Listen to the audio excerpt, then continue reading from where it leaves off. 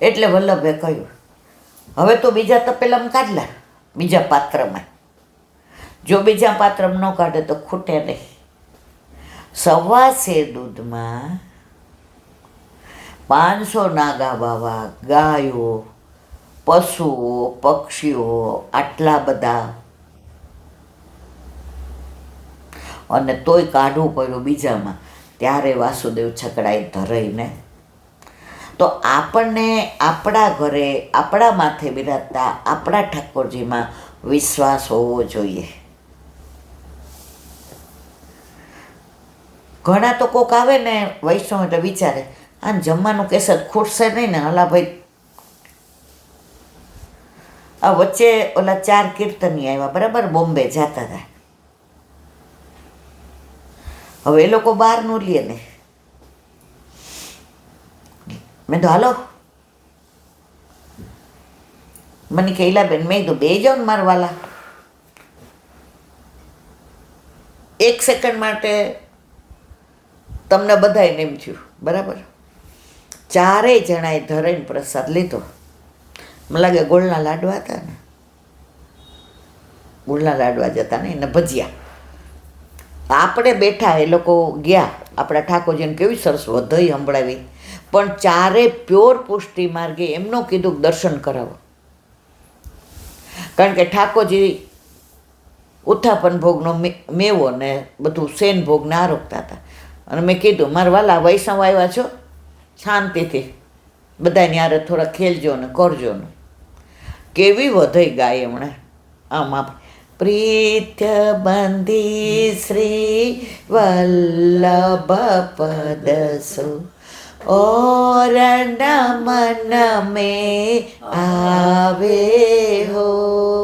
એ લોકોનો તો રાગ કેવો,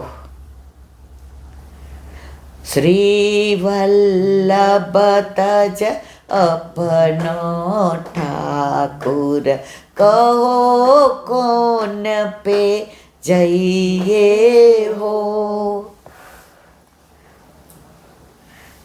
પ્રભુને ક્યાંથી વધાય સાંભળવી હતી. અને બધાય પાસે પાછું ઝાંઝ ને બધું હતું. હવે એ લોકોને તો ટ્રેન હતી એટલે તરત પેલું ઉબેર આવીને ગયા. પછી આપણે પ્રસાદ લેવા બેઠા.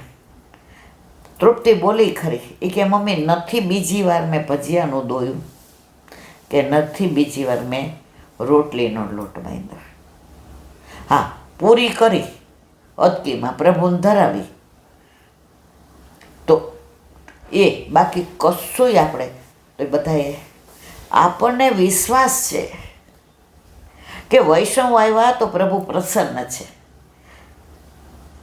પણ સૌરાષ્ટ્રમાં ના એટલો ફેર તરત કે આપણે તો 6 જણનું જ કર્યું છે, આ 2 હમાશે. ઠાકોરજી કે મારી હામું જો ને 6 વાળી. પ્રભુ પર દ્રઢ વિશ્વાસ.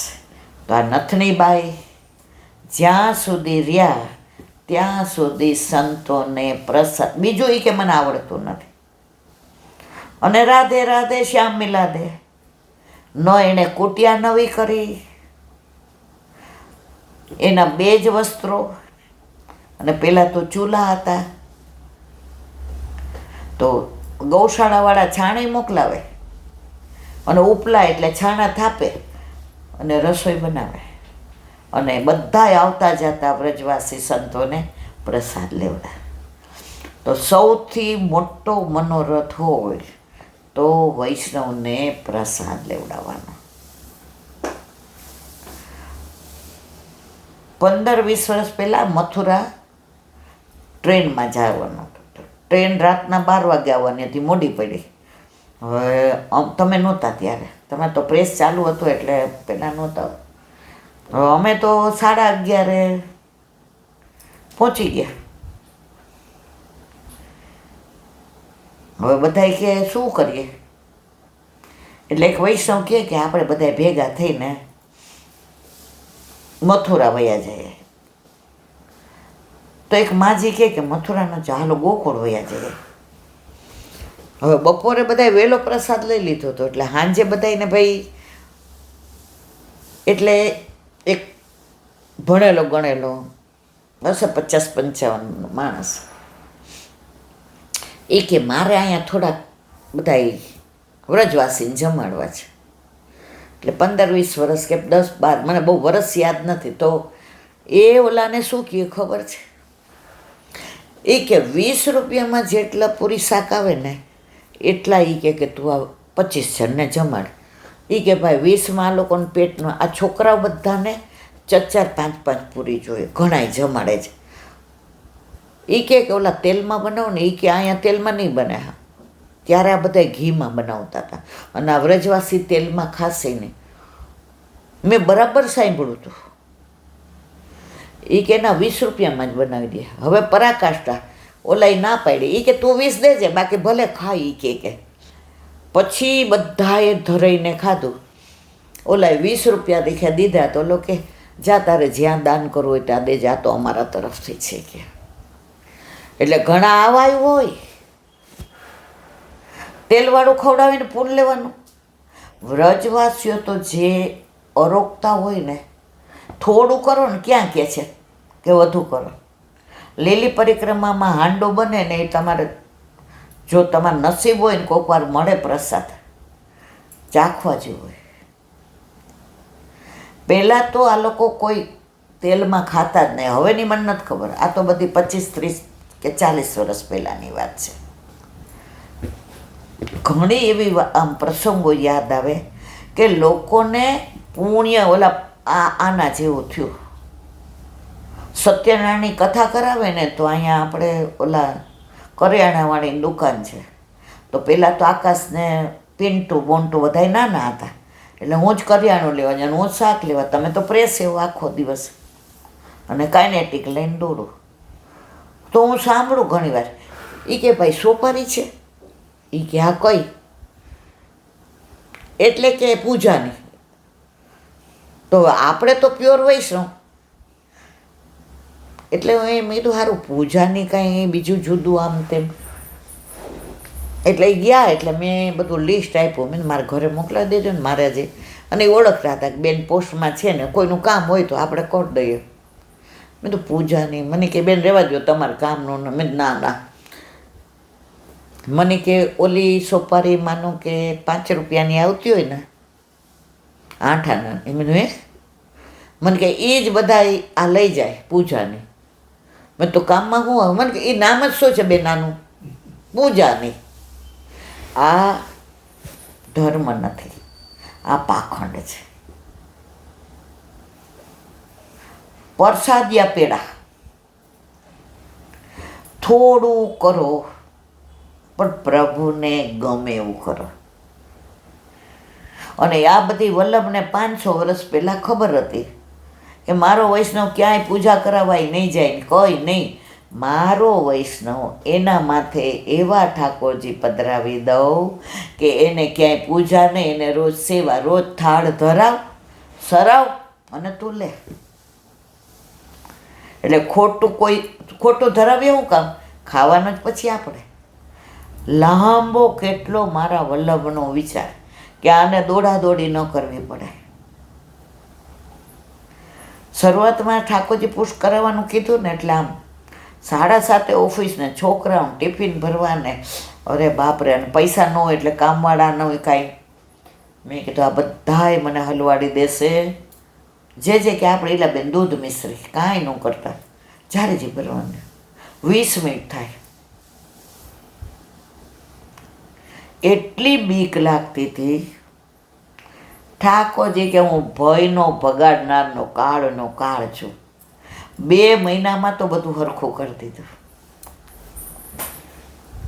આ વલ્લભની કૃપા વિના શક્ય નથી. બોલો વલ્લભાધીશ. 10મ સ્કંદ. પૂજ્ય જીજીના ચરણારવિંદમાં દંડવત પ્રણામ. ભાગવત ભગવાન કી. ત્રીજું કહ્યું, સ્ત્રોત મનો અભિરામા. જ્ઞાનની કથાઓ થોડી કડવી લાગે છે. તે રોગ જરૂર મટાડે છે પણ એનો સ્વાદ ભાવે નહીં. જ્ઞાનની કથાઓ હોય ને એ રોગ મટાડે પણ સ્વાદ ન ભાવે. પ્રેમની ભક્તિ માર્ગની કથાઓ સાંભળવામાં પણ મીઠી અને મનમાં ધ્યાન કરવામાં મધુરી અને સાથે સાથે સંસાર રોગને મટાડનારી. જો ઘણાય શું કે તમે સિદ્ધાંતોની જ વાતો કરો. સિદ્ધાંતો જ્ઞાન માટે, મહાત્મ્ય જ્ઞાન માટે મસ્ત જરૂરી છે, પણ ભાવ વધારવા માટે તો આ પ્રેમની કથાઓ, ભાવની, લીલા સ્થળીની, તો જ ભાવ વધે. સિદ્ધાંતો જીવનમાં મહાત્મ્ય જ્ઞાન માટે જરૂરી છે, પણ ભાવ વધારવા માટે તો 84-252 શિક્ષાપત્ર સુબોધિની છે. 84-252 વૈષ્ણવની વાર્તાઓ તમે ગમે એટલી વાર વાંચો, દર વખતે જુદો ભાવ આવે. તો અહીંયા શું કહે છે? જ્ઞાનની કથાઓ થોડી કડવી લાગે છે, તે રોગ જરૂર મટાડે પણ એનો સ્વાદ ન ગમે. પ્રેમની ભક્તિ માર્ગની કથાઓ સાંભળવામાં પણ મીઠી. જો આપણે ઠાકોરજીની લીલાની વાતો કરતા હોઈએ કે નિકુંજની વાતો કરતા હોઈએ તો અજાણ્યાને બેસી જવાનું મન થાય, પણ જ્ઞાનની વાતો કરીએ તો કોઈને ગમે. એટલે ભાવ તમારો પ્રેમની વાતોથી વધે. મનમાં ધ્યાન કરવામાં મધુરી અને સાથે સાથે સંસાર રોગને મટાડનારી આ કથાઓ હોમિયોપેથીઓની ગળીઓ જેવી છે. જો હોમિયોપેથીની દવા પહેલાં તો કોઈ લેતા જ નહોતા, માનતા જ. હવે ધીમે ધીમે બધાય એલોપથીમાંથી, ભલે વાર લાગે એટલું, એલોપથી જેટલું જલ્દી કોઈ દવા અસર ન કરે, પણ આડઅસર એટલી કરે. પહેલાં શરદી થયો ને એટલે ઘડી ઘડી નાશ લેવડાવતા, મને બરાબર યાદ છે. અને એવો ગુસ્સો આવે, તમે 2-3 દિવસ 2-3 વાર નાશ કરો એટલે તમારું શરદી વહી જાય. હવે તરત આપણે ગોળી ગમે લેવી, કેમ? તરત સારું, પણ એ આડઅસર ઘણી કરે. કેમ? અત્યારે આ કિડનીના આટલા બધા પ્રોબ્લેમ છે, હાર્ટના આટલા બધા, આ બધી એલોપથી દવાની આડઅસરો છે. આ હોમિયોપેથીની ગોળી મીઠી મધ જેવી લાગે, છોકરાને મોઢામાં નાખવી ગમે, તે ક્યારેય કડવી ન લાગે. જ્ઞાનની વાતો વૈદના કડવા ઉકાળા જેવી છે, જેવી કે ડૉક્ટરના ઇન્જેક્શન જેવી છે. પ્રેમથી સફર ભાગવતી કથાઓ મીઠી ગોળી જેવી છે, કાનને ગમે. ઠાકોરજીની લીલાની વાતો કરીએ, માખણ ચોરીની હોય કે ગાયો ચરાવવા ગયા હોય કે યમુનાજીમાં કોયદા હોય કે વેણુ વાદન કરતા હોય કે ગોપીઓને બોલાવતા હોય કે સખાઓને ખભે ચડી ગયા હોય કે આ બધું કેવું ગમે? એ જ વસ્તુ તમે સિદ્ધાંતની વાતો વારંવાર કરો તો નહીં ગમે, એ કડવી લાગશે, આળસાઈ આવશે, સાંભળવી નહીં ગમે, બગાસાઈ આવશે અને તમને મનને રૂચે નહીં. આ બધી લીલાની વાતો કરો, અજાણ્યા બેસી જાય.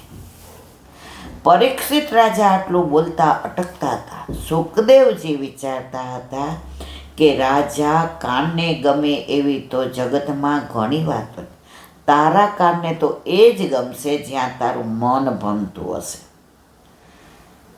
પરીક્ષિત રાજા કહે છે, ના ગુરુજી, મારા મનને ચારે બાજુથી રમાડે એવી માત્ર ભાગવતી કથાઓ છે, મારા મનને ક્યાંય જવા ન દે.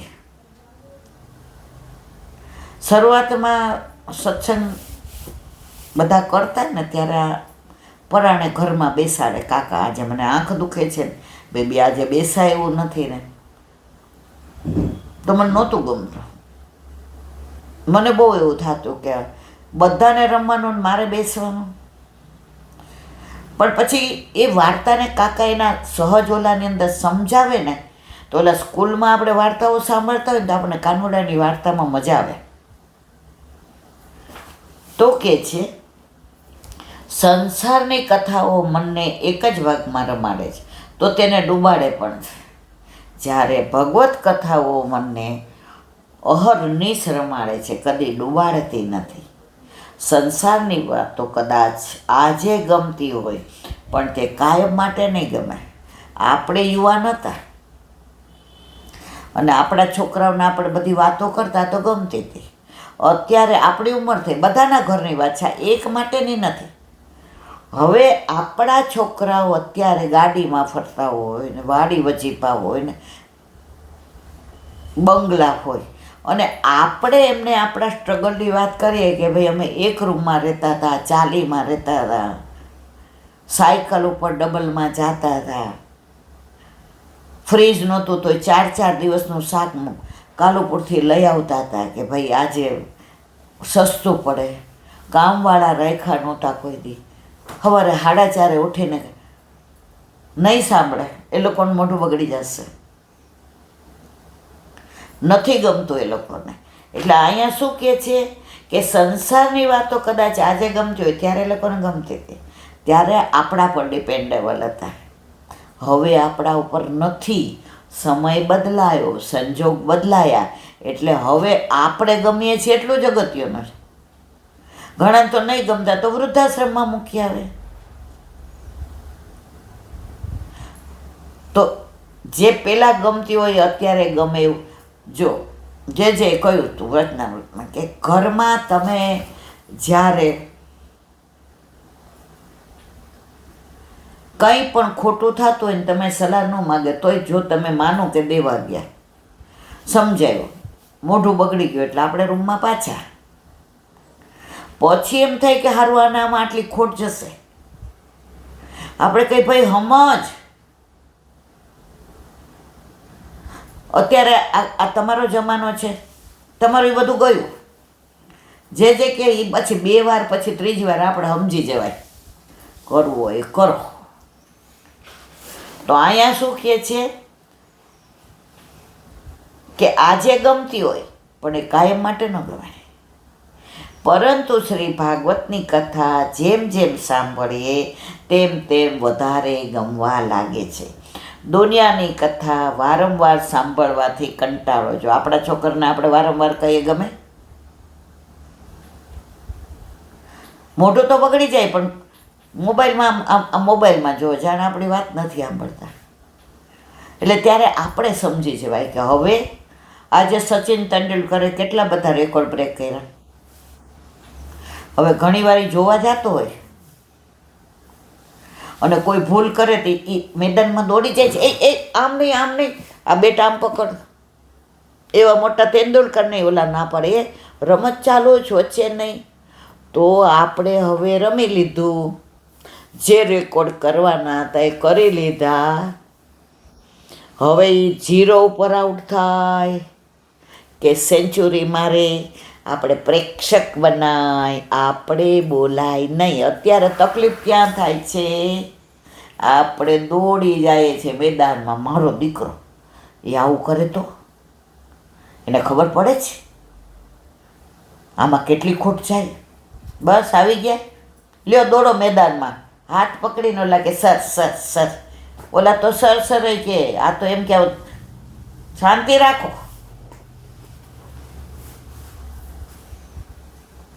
પરીક્ષિત કહે છે, મહારાજ આ કથાઓ કહેવાનો આપનો અધિકાર છે. હવે હું મારો અધિકાર આપને જણાવું. આપના જેવા વક્તાના મુખારવંતથી ભાગવતી રસ પ્રગટ થતો હોય ત્યારે એવો કોણ મૂર્ખ હોય કે જે તેનું પાન કરવાના બદલે મોઢું ધોવા જાય.